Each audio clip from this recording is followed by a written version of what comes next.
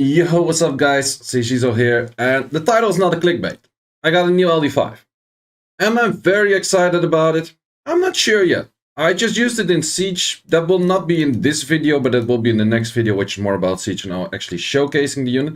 But this is more me just telling like, okay, I pulled the unit, these are my thoughts on it, these are what I think should maybe be changed on the unit, because I think it's maybe not that great. So without further ado, without like stalling too much, let's look at the actual unit that I pulled on a toilet summon. Of all places, a toilet summon. Where that? It is over here. I pulled Dark Cassandra.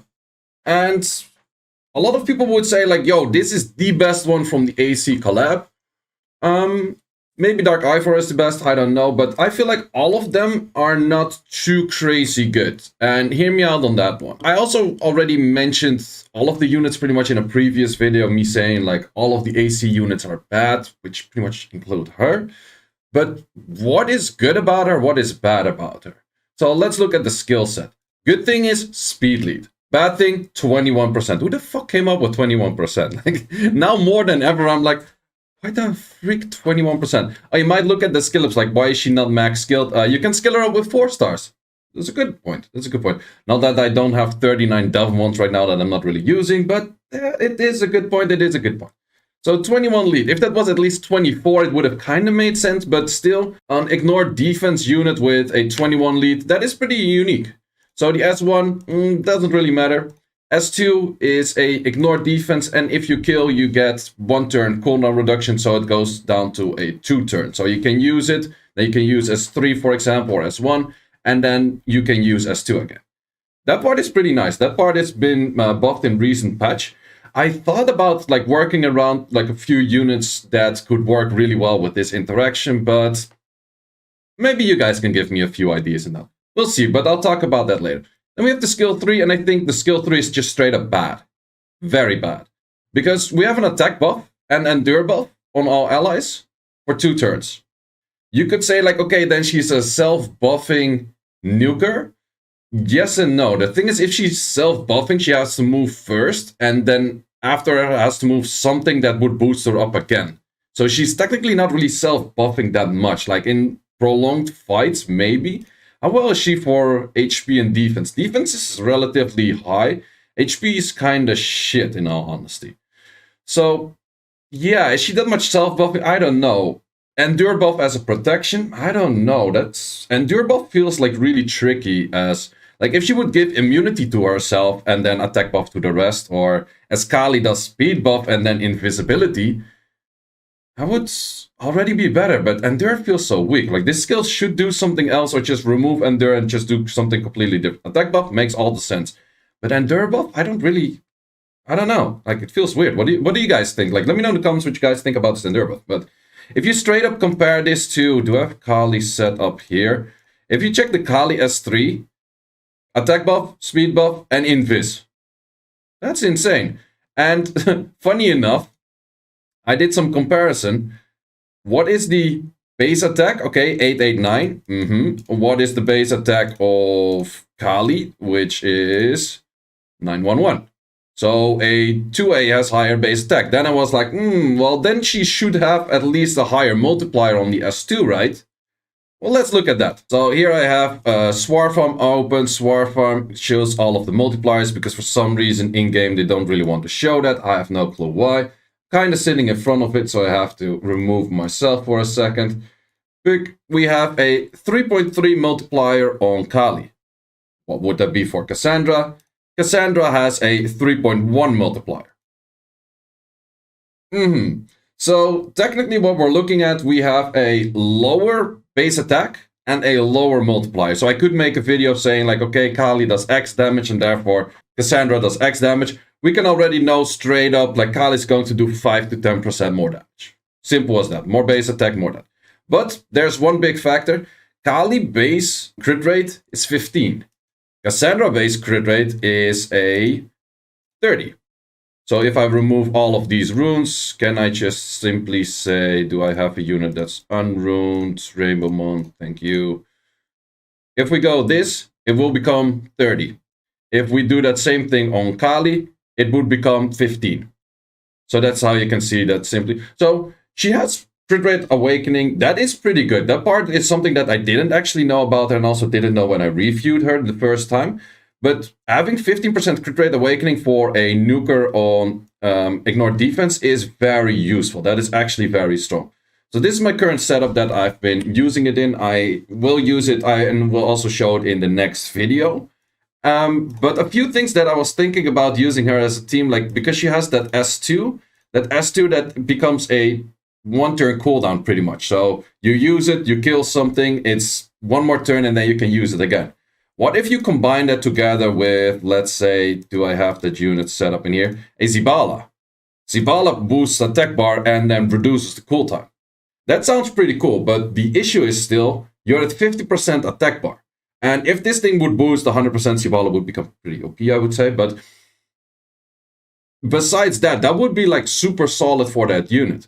So I was kind of thinking like, okay, can we get something along the lines of that? And also, can you actually use Cassandra without someone buffing for her? Because I feel like you still need that Bastet to buff for her so you can actually do your S2. You kind of, like the way I played her, I kind of ignored the S3 as well. So maybe if any of you is out there that's using Cassandra as well, that has like, or just has this idea of like, yo, you need to use this team, it would be super OP.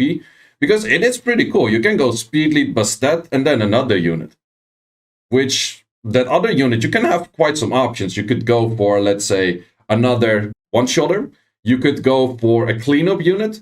You could go for a bruiser cleanup unit. You could go for something that would boost her and give her attack bar, something kind of like that. I was actually checking. She would be so nice if, well, actually that one is kind of overdone as well because it's 2-turn. I thought it was 1-turn, but apparently it's 2-turn. If I had this unit, if I had Elenoa with Elenoa S3 Brutal Order, I could boost her attack bar. Wait, this is the one, yeah. Grants the instant turn and decreases by 2 turns. But technically, since it's 2 turns, you can do this with any sniper. You can do it with a Kahli as well. And I was like, oh, that's lame. But still, if you go like her, Bastet, Elenoa, yo, that would be a strong as fuck team. I would love, well, then again, like, not expecting to get this unit anytime soon, but yeah, still pretty cool ideas. There's a bunch of more units that I was like, they would increase cool time, but would that actually help? So Shizuka is an option, but then you get Soul Protect. You can also put Endure. Not really sure. It might work with a Shizuka actually. So if you go attack buffer, her, Shizuka, because Shizuka, let's say she dies, you can still do the S2 from Shizuka.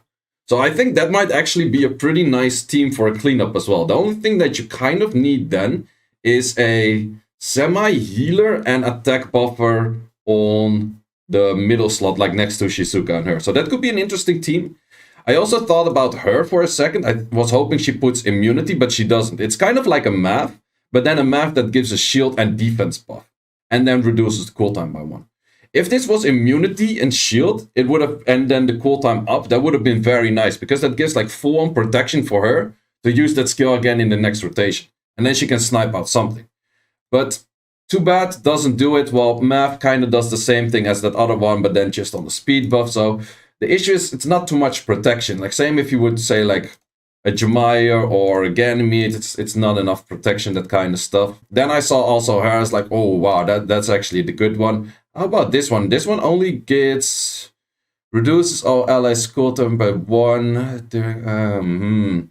Issue is you kind of have to do this before this happens. Or no, wait, you have to do this and you want this to happen afterwards. So that also doesn't make too much sense to pair it up with. This is just a revive. I was also thinking about Frigate, but then I noticed like Frigate S3, it's pretty much Zibala S2, but Zibala S2 is AoE. The other way around. Zibala S2 is single target, and Frigate S3 is AoE. It's literally the same skill. I never actually noticed that, but it's technically the same fucking skill. Of course, it's an S3 compared to an S2, and they have other S2s and S3s, but technically, this is a stun. This is a stun. Zibala's still better though, but it also depends on what leads, what elements, and that kind of shit. So, yeah, these options are not the greatest. The only option I would see, like, oh, this makes a lot of sense. Maybe it can still work in something like this. Let's say if I go a unit that then I would have to make the whole team fast. Is that doable? Let's say I would go for a pure vanilla, dark Cassandra, and then this other Hollyberry cookie. So the pure vanilla water. So I get attack buff, immunity, speed buff. Then Cassandra moves. I would have to make Cassandra faster than what she is right now. Well, technically she's like on a 160 or like, yeah, around 160 set. That would become a 280 set. She's non-willed though, but 280 outspeeds most defenses that are around like the 270, 275 range in Siege, for example. I'm actually mainly thinking about her as a Siege unit. I'm not really sure if I would get to see her used in RTA too much, because you need to be too squishy to actually be able to clear anything in RTA. Plus, you need the attack buff. So there's a lot of setup to go in her. So that's the issue with RTA in general. You need a lot of setup. You need a lot of units around it. And in RTA, if you build a lot of units around one unit, they just ban that one unit or they ban the setup. So I don't really see this as an RTA unit. I am not sad about pulling her or anything. I'm also not on like a pitchfork. She has to be buffed, that kind of shit. I think her S3 is kind of mediocre. Her S2 and her pass, or yeah, her S2 and leader skill are pretty nice. Plus she has the crit rate awakening, so that's pretty nice. So I have a bunch of ideas with her, but I also kind of make this video because I want input for your guys. Maybe you guys have like the super 5-hat team out there that you're like, yo man, say, hey, use this. This would be super legit. I'm probably going to hear a lot of teams that I'm like, I can't really see this work, probably won't test it. But maybe you're responsible for the next video. Let's see. So yeah, I was like, when I pulled her, I was like, Then I started using her, and I was like, okay, I can dig that. She actually does pretty decent damage. She has like some nice setup. It's also, the runes on this, I would say, are also not bad. So that kind of helps out. It's an attack, crit damage, attack set. So yeah, no, actually these runes are pretty good. Artifacts, in this case, I just switch this one around for whatever element I have to hit. And this one is actually kind of bad. Yeah, this one is just these two lines actually matter. The other lines don't really matter. So this one's actually kind of... So yeah, that's pretty much my video for today. Hope you enjoyed the video. Yeah, we're going to see some Cassandra content. And still, I'm hoping for that S3 buff, because I feel like the S3 is still mediocre. Like, if I would use her, I would use her on these and these. I've never really seen where... This is also the only unit in the game that provides AoE Endure. But Endure, is it just... It's such a risky buff to be like, okay, I'll just play on Endure and then I don't die and then everything is like 1 HP. I don't like to play around with stuff being 1 HP, mate. That feels dangerous. I like to play around with stuff that has invis. I like to play around with stuff that has immunity or something like that. I think they just didn't want to give her attack buff immunity because there's already enough people or enough units that give attack bar immunity. So they kind of wanted to do like, oh, we just add in something different. What didn't we throw in yet? Endure?